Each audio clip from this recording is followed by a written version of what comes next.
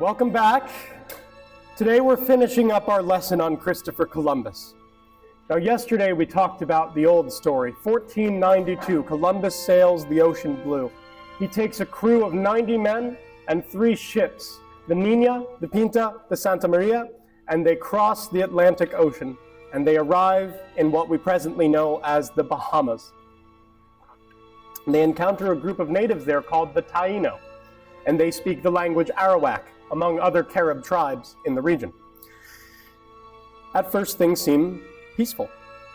The Taíno float out in their canoes and meet the Spaniards in their ships, and they trade generously. And the Spaniards are invited to shore to join in celebratory dance, in feasting, in welcoming. And like I said yesterday where we left off, it was as if these two worlds, meeting for the first time, were realizing how well they could fit in with one another. And so what I want to do is shift perspectives today. We talked Columbus, we talked the Spaniards. Today, we're going to speak about the natives. And I want to point out that the Taíno still exist today. They still are a living and vibrant culture. They were not erased, despite Spain's best efforts.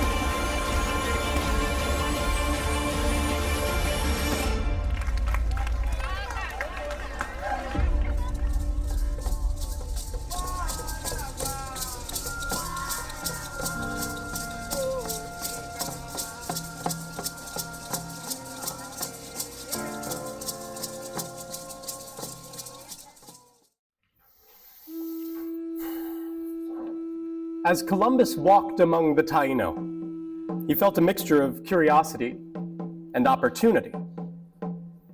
He wrote that these people have no greed and love their neighbors as themselves, calling them the best people in the world.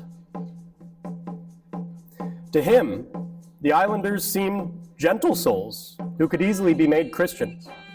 Columbus imagined this as a divine adventure, a peaceful mission to bring faith and friendship to a new world. He strode around with his rosary, promising the Taíno that he meant them no harm and would teach them peacefully. But beneath that feeling of awe, darker thoughts clouded Columbus's mind.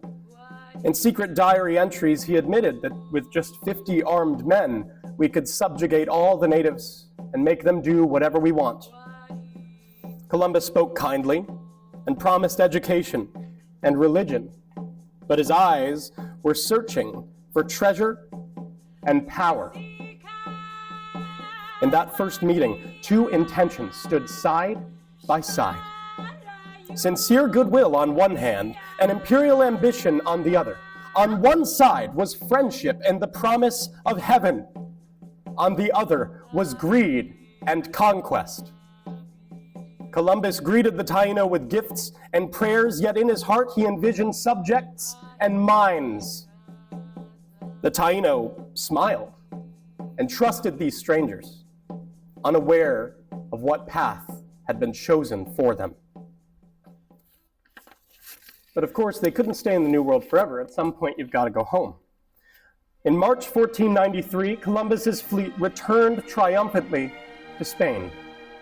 He presented King Ferdinand and Queen Isabella with exotic gifts, parrots with jewel-bright feathers, baskets of tobacco and pineapples, and even a few of the Taíno people as living curiosities. The Spanish court was amazed. Columbus was hailed as a hero and knighted Admiral of the Ocean Sea. Admiral of the Ocean Sea. That's a pretty hefty title. Plans for a second voyage were made at once. Europe's powers wasted no time in redrawing the world map. After all, they just discovered a whole new world. They have to account for this. So what happened was, in 1493, Pope Alexander VI, who was a Spaniard by birth, just want to add that, drew an imaginary line across the Atlantic. All lands to the west of that belonged to Spain, and all lands to the east of that belonged to Portugal. A year later, Spain and Portugal met at Tordesillas, which was a city, and they renegotiated the line of demarcation. But other than that, the idea was that the entire world would be divided between these two empires, Spain and Portugal. Someone raise their hand and tell me who they didn't ask. Who didn't they ask? Yes, in the back. They didn't ask the natives. They didn't care. To them, the world was a pie chart to be sliced up between kings and queens. It wasn't theirs. And what's really fascinating about this is that Pope Alexander kind of supports this. He's the Pope, right? He's the head of the Christian church at the time. So if your goal is to make Christians, it's a valid strategy to make it so that non-Christians are invalid, so that they don't have rights, so that they don't have power. Because if they don't have power, they can eventually be erased. So Pope Alexander VI determines in the Inter Caetera that the world is going to be divided between Christian empires. The reason that this happens is because Columbus went to a bunch of different countries trying to convince them to give him money to go. Spain was not his first choice. He went to England, he went to Italy, he went to Portugal. And the king of Portugal was named João II. When Columbus came back from his first voyage, successful, he did find land, João II invited Columbus over. And he said, "I know that you were sent by the Spanish king and queen. However, Mr. Columbus, I must inform you that all the lands you have discovered belong to me." So Columbus, of course, bows and all that. He doesn't want to get killed, leaves, calls up the king of Spain and says, "What the heck, dude? I thought I was getting this land for you." Turns out Queen Isabella is cousins with the Pope, Alexander VI. So one call to the Pope, and instead of Portugal getting all that new land, the Pope says, half the world belongs to Spain. Do you understand how Ferdinand and Isabella won in this case because they had the Pope on their side? Yes? Come on, blank faces. When you divide up the world, if Spain's getting all of this, and Spain didn't have all of this before, is Spain richer? Yes? Yes. Spain and Portugal just became incredibly rich. They just became the most powerful countries in the world. And then began the Columbian Exchange, a massive swap of people, animals, plants, and germs. Spaniards unloaded horses, cattle, and wheat onto Caribbean islands that had never seen these before. And meanwhile, from the New World, crops flooded into Europe, like potatoes, tomatoes, cocoa. These changed diets forever. When New World crops, which are richer in nutrients, made it to Europe, within 200 years, the population doubled because you had enough food to feed more children, so you could have more children. And suddenly, the world is getting a lot bigger because everybody is growing their population much more quickly. But the most devastating arrivals were invisible. Does someone want to raise their hand? What was the worst part of the Columbian Exchange? What killed a lot of people? It wasn't something they traded, but it rode along. Margot, yeah? Sickness! Yes, absolutely. You have two different worlds. Europe had never had syphilis before. There are a couple other diseases. The New World had never experienced smallpox, the bubonic plague, all of these things that were riding those ships with the Spaniards. And because they'd never experienced these before, nobody had immunity. The diseases spread throughout the native communities like wildfire. I cannot stress, it was common for 90% of a village to die from disease. Look around you. Imagine only one survivor for every 10 people. That was what happened to the natives in the course of 200 years. Someone raise your hand and give me an answer. I actually want to hear what you're thinking right now. Was the Columbian Exchange better or worse for the world? Yeah, it gave us more food supplies. We were able to cultivate a larger selection of crops. Whereas in the New World, you might have only been able to farm manioc or corn. Now you can farm tomatoes. Now you can farm apples, figs, wheat. This is pretty impressive. The whole world suddenly knows how to farm a lot more food. What was one way that the Columbian Exchange was negative? That it hurt the world? Yeah. Made a lot of people die because of things they weren't used to, like disease. Yeah, absolutely. And more complex, it changed cultures. If you're a culture that has lived in one place for many generations, and you're farmers, and suddenly you get access to the horse, might that change your way of life? And if it changes your way of life for a few generations, does your culture, your art, maybe even your language change? Well, these aren't questions that I have an answer to. They're questions that we're meant to think about. Columbus had only seen a glimpse of Taíno life, but the reality was far richer. Unseen by the Spaniards was a vibrant society of villages, farms, and traditions that had thrived for generations. The Taíno farmed manioc, sweet potatoes, beans, and maize on fertile mounds. They built large wooden canoes, wove cotton into cloth, and even played ball games in open plazas. They carved beautiful art from wood and stone and honored ancestral spirits called zemis. Shamans led ceremonies to keep balance with nature. It was a vibrant world of life and meaning, one that would soon change forever.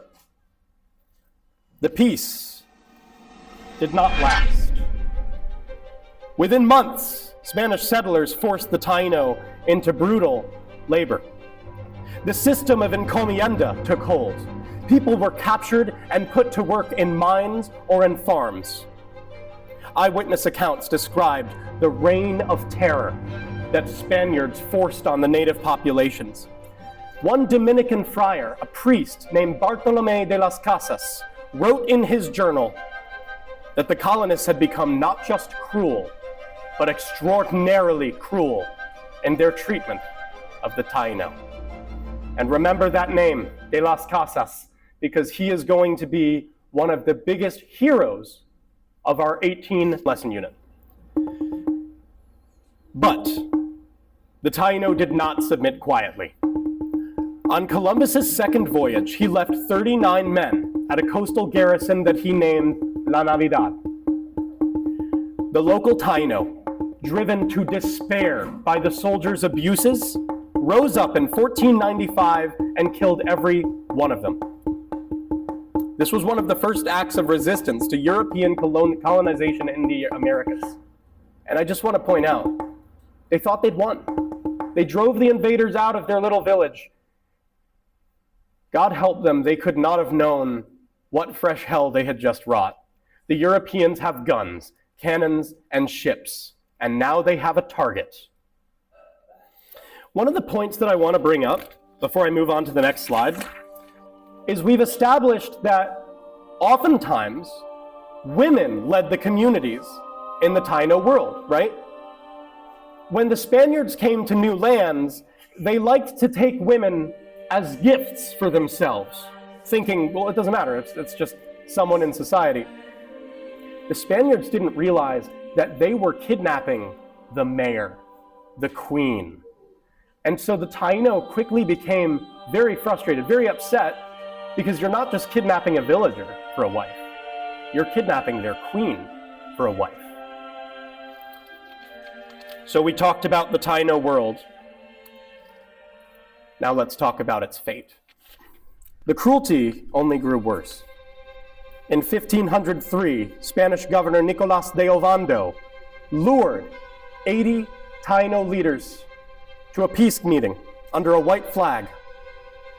When the chiefs entered the thatched hall, they drank, they feasted, they laughed, all in preparation for a discussion of peace, to finally put an end to the war and create coexistence between the Spaniards and the Taíno. When the chiefs entered the thatched hall, soldiers barred the doors and set the building on fire. Flames rose as screams filled the air. And then when the smoke cleared, the Spaniards coldly planted a cross in the ashes for God, in a cruel mockery of the faith that they claimed to spread. Not all the leaders died in that fire. Remember Anacaona, the queen from yesterday? She was invited separately. De Ovando accused her of plotting rebellion, but offered her clemency, forgiveness, if she would only give up her leadership and marry a Spaniard and have his children. Anacaona refused. She would not betray herself or her people. And for her act of courage, she was dragged out of prison, and in front of a dozen laughing Spaniards, she was hanged from a tree. With Anacaona's death, one era of Taíno leadership had ended. But in her children and in survivors, a new age would emerge. Anacaona's nephew, a young boy named Enrique, was too little to understand the betrayal that had happened. In one day, his cacique father and his aunt Anacaona had been killed by De Ovando. But he would grow to understand loss in an increasingly repressive world. One Spaniard did show a change of heart. Pedro de Las Casas, who had sailed with Columbus and then joined Ovando's regime. He was horrified by the massacre and the slavery around him. Secretly, he took the young Enrique, sheltered him, baptized him, and taught him Spanish. He treated Enrique kindly and recognized the brutality that his people suffered. And this spark of conscience would have an impact for years to come, because Enrique is going to go down in history as one of the greatest Taíno legends to ever live. Enrique never forgot about what had been done to his people. When he grew up, he fled Spanish control and in 1519 launched a guerrilla war from the mountains of Bajaruco. For over a decade, 10 years, he ambushed Spanish convoys, laid waste to their farms and to their mines, and upheld a code of honor in which he forbade harm from coming to women or children, even the Spanish. All that time, the Spanish tried to hunt down Enrique and his merry band of rebels, but they never did. And in 1533, they agreed to a truce and granted Enrique and his followers a small piece of land to call their own. Now, it's a bittersweet victory. 20 years before that, the Taíno had called the entire island theirs. But it's important to remember that they did not go quietly, and they never died. The Spanish were never able to erase their culture because of people like Enrique that fought the good fight. His defiance became legend, the final testament that the Taíno spirit would not be extinguished. This is an important point. Who here has had a cold before? If everyone isn't raising their hand, you're a liar. Who here has had a cold before? Like a sickness, yes. And did you die? No. Because you were able to eat, get rest, drink water. When you're a slave and you're sick, are you allowed to get rest? No. You work until you die. That might be why the diseases killed so many of them. It's a lot to think about. Now we come to a harsh truth. Spain's kings and queens had declared a divine mission to convert souls, but in practice their acts often contradicted their creed. The explorers carried Christian crosses into these villages even as they locked people in chains. Holy words of salvation were whispered while swords and whips did the talking. How can one raise a cross and a whip at the same time? If this was meant to be a benevolent mission, what shade of heaven justifies the cruelty we have seen? A young Spaniard, Bartolomé de Las Casas, the son of Pedro de Las Casas, who had protected that young boy Enrique in Ovondo's regime. Bartolomé will soon arrive in Hispaniola. He witnessed the aftermath of this tragedy and later declared that these islanders were men endowed with reason. This claim would force Spain to confront the truth of its actions. This story forces us to ask hard questions. Whose world was this island anyway? The Taíno had their own rich civilization, but the newcomers labeled it as savage. Who gets to decide what is truly civilized? These are the questions we must carry with us. The awe of discovering a new world has been forever stained by the injustice that followed.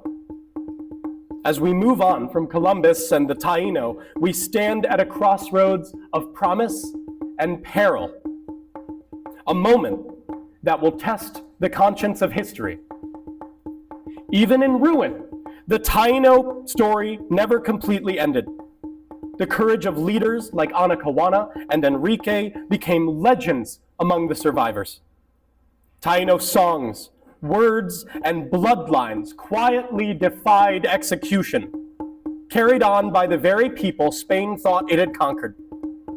These memories of extraordinary cruelty and unwavering bravery will not go unnoticed. And so, as we leave Columbus's voyage here today, the world is forever changed. And in the coming weeks, the dawn of the age of empires is here. Thank you all.